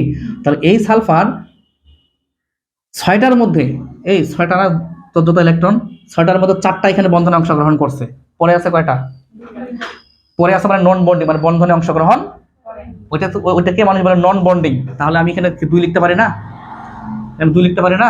আবার সালফারের যোজ্যতা ইলেকট্রন 6, 6 মধ্যে এই 4টা ইলেকট্রন দিয়ে সে ঘটনা ঘটাইছে।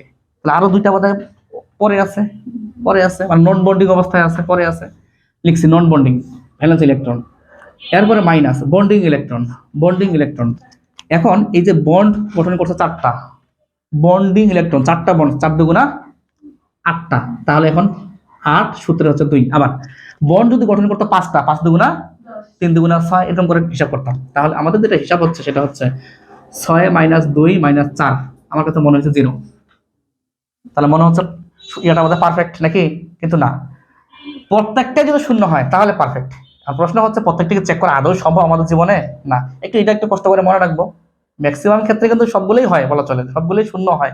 আমরা একটু এই সালফার গেল না, আমি একটু এই অক্সিজেন নিয়ে চিন্তা করি তো। এই অক্সিজেন নিয়ে চিন্তা করি, এই অক্সিজেন নিয়ে চিন্তা করি। তুমি জানো এই অক্সিজেন করা মানে এই অক্সিজেন করা, কথা বলো। এই অক্সিজেন করা মানেই এই অক্সিজেন করা। তাহলে এর আমি এফসি বের করবো। এই অক্সিজেনের কিন্তু মাথা রাখবা, এই অক্সিজেনটা কেন? এই অক্সিজেন আর এই অক্সিজেন সেম জিনিস না। এখানে 6টা আছে, এখানে 4টা ইলেকট্রন আছে। ওকে, আমরা এখন গবেষণা করার চেষ্টা করি সবাই মিলে, দেখি কি হয়। যেমন এই অক্সিজেনের যোজ্যতা ইলেকট্রন কত থাকে বলে মানুষ? 6 বলে না? অক্সিজেনের যোজ্যতা ইলেকট্রন কত? এখানে 6 লিখলাম আমি। এরপরে নন বন্ডিং ভ্যালেন্স ইলেকট্রন, দেখো তো 1 2 3, 3 দুগুণে 6, এর কি বন্ধনে অংশগ্রহণ করছে? বোঝা গেল না? 6টাই পরে আছে, তার মানে এর নন বন্ডিং কয়টা আছে? তাহলে নন বন্ডিং 6টাই আছে, দেখতে পাচ্ছি। আচ্ছা, এরপরে মাইনাস বন্ডিং ইলেকট্রন, আমার কাছে যেটা মনে হয়েছে তাকে একটু, একটাই তো আছে, তাহলে একটা যদি থাকে, একটা বন্ডের মধ্যে 2টা ইলেকট্রন নাকি? 2 ভাগ 2, তাহলে কত হচ্ছে আমি জানি না।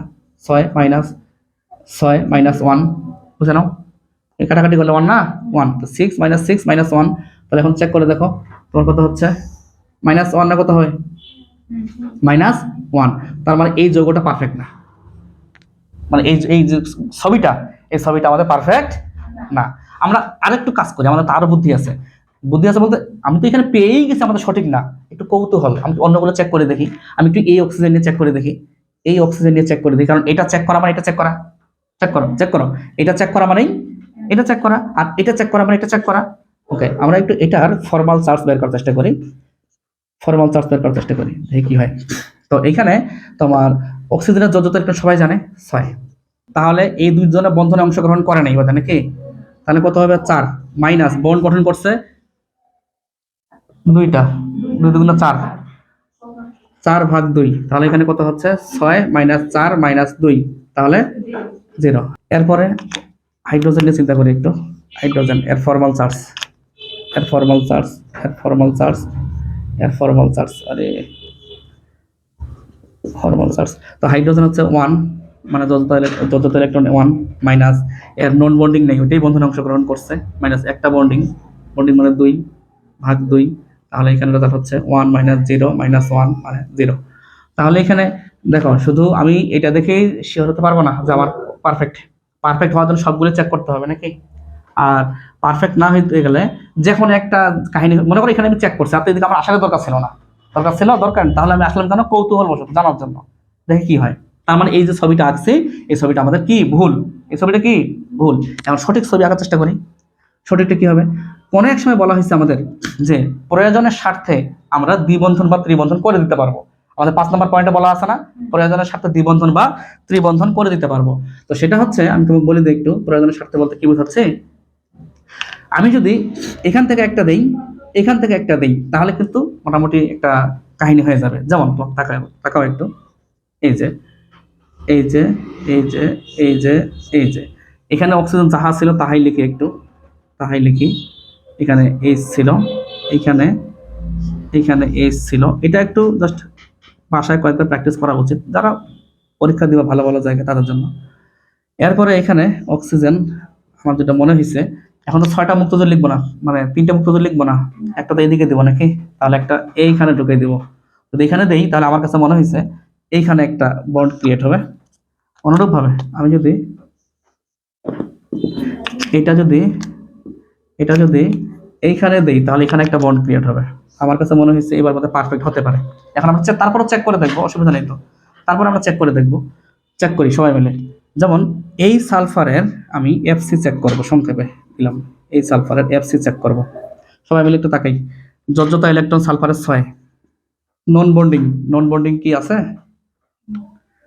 সব তো বন্ধনে অংশগ্রহণ করতে পারে নাকি, সব বন্ধনে অংশগ্রহণ করছে, নন বন্ডিং তাহলে নাই, মাইনাস মাইনাস কি হবে বন্ডিং, বন্ডিং কয়টা হবে তাহলে 1 2 3 4 5 6, 6 6 2 12, 12 12 ভাগ এখানে 12 একটু 12 0 মাইনাস 12/2, 12/2, তাহলে কত দাঁড়াচ্ছে 6 মাইনাস 6 মানে 0। আমাদের কিন্তু উদ্দেশ্য কোনটা নিয়ে আসা বলো তো, 0 নিয়ে আসা। 0 যদি প্রত্যেকটাই হয় তাহলে পারফেক্ট, 0 যদি প্রত্যেকটা হয় তাহলে পারফেক্ট। তো আমি এই অক্সিজেন নিয়ে একটু চিন্তা করে দেখি কি হয়, এই অক্সিজেন, কারণ এটা করলে তো এটা করার দরকার নেই, একই কথা। তাহলে এটার জন্য আমি যত ইলেকট্রন কত পাবো, অক্সিজেনের যত ইলেকট্রন 6 সবাই জানে, আর এখানে 2টা পরে আছে নন বন্ডিং, নন বন্ডিং 4 মাইনাস বন্ডিং হচ্ছে 1 2, যদি 4 4 4/2, ঠিক কিনা বলো তো, এই যে 2 দিয়ে 4 4 ভাগ সূত্রের 2, তাহলে এখানে হচ্ছে তোমার 6 মাইনাস 4 মাইনাস 2, তাহলে এখানে 0ই হচ্ছে তো নাকি, 0 হচ্ছে না, 0 হচ্ছে। তাহলে এটা করলে এটা করার দরকার নেই তো আমার, আমার এই অক্সিজেনটা করার দরকার আছে অবশ্য, এই অক্সিজেনটা করার দরকার আছে, এই অক্সিজেন করার দরকার আছে, এফসি এটা করার দরকার আছে। তাহলে এই অক্সিজেনের যত ইলেকট্রন 6 মাইনাস নন বন্ডিং, নন বন্ডিং 4 এখানে, মাইনাস এখানে 2 দিয়ে 4 মানে 4/2, এই তো 4/2, তাহলে এখানে দাঁড়াইলো 6 মাইনাস 4 মাইনাস 2, তাহলে এখানেও 0 পাচ্ছি। মোটামুটি 3টাই আমি সাকসেস হলাম। এখন আমি হাইড্রোজেনটা চেক করে দেখি একটু, হাইড্রোজেনটা নিয়ে একটু চেক করে দেখি। যেমন এই যে এই হাইড্রোজেনের এফসি বের করি, এফসি মানে ফর্মাল চার্জ বুঝে নিও। তাহলে এখানে তোমার হাইড্রোজেন হচ্ছে তোমার কি হচ্ছে valence electron 1 minus non bonding, নন বন্ডিং তো পাবাই না, এর যেটা একটা আসলে একটাই ঘটনা ঘটে ফেলছে, মানে বন্ধনে অংশগ্রহণ করছে 0 মাইনাস, মাইনাস কি মাইনাস হচ্ছে বন্ডিং, বন্ডিং 2, মানে একটা বন্ড মানে 2টা ইলেকট্রন, তো 2 সূত্রের ভাগ 2, তাহলে এখানে রেজাল্ট দাঁড়াচ্ছে 1 মাইনাস 0 মাইনাস 1 মানে জিরো। তাহলে মোটামুটি আমি প্রত্যেকেই এখানে জিরো জিরো সব খুলে দেখো জিরো পাইছি। তাহলে এটি হচ্ছে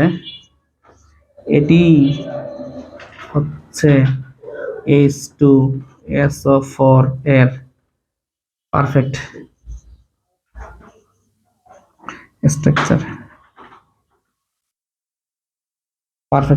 স্ট্রাকচার।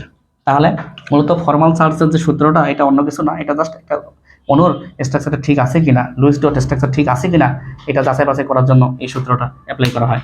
তাহলে যদি কেউ জিজ্ঞেস করে যে সালফিউরিক অ্যাসিডের লুইস ডট স্ট্রাকচার, এটাও দিতে পারে অপশনে, উনি এটা দিতে পারে না, এটা এই ছবিটা এটাও দিতে পারে, এটাও দিতে পারে। আমাদের পারফেক্ট অ্যান্সার হচ্ছে এটা।